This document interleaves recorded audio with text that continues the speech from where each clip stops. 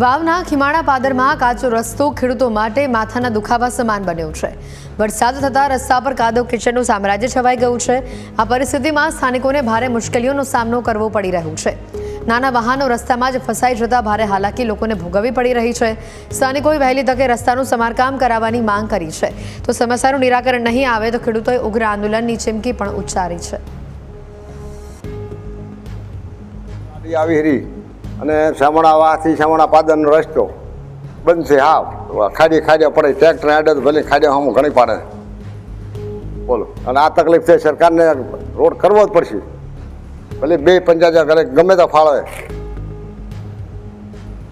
અને નેજવાળો રસ્તો અમુક નેજ નવી છે, એકલો રોડોમાં નોચીને ખાડિયા પાડે છે ખૂબ, ટ્રેક્ટર હેડતો નથી। હા, ખીમાણાવાસ અને ખીમાણા પાદરના રસ્તા ખૂબ ખરાબ છે।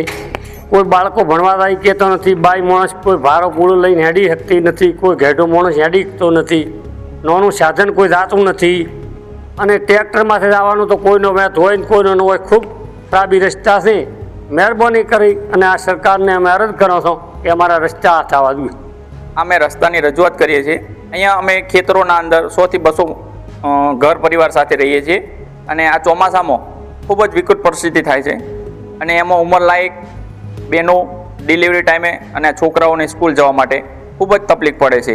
અહીંયા જ્યાં સુધી દવાખાને જવું હોય તો 108 પણ નથી આવી શકતી, અને ગાડી લઈને જવું હોય તો પણ ગાડી પણ નથી ચાલતી। અને 1-2 રસ્તા છે, એમાં એક કેનાલનો હતો અને એક જે ગામમાં જવાનો રસ્તો, તો બે અત્યારે ભયંકર પરિસ્થિતિમાં ખરાબ થઈ ગયા છે।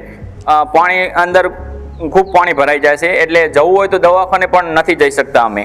અત્યારે મોડા વહેલું ગાડી લઈ લાવું હોય હાદા મોડે તો ગાડી હેડતી નથી।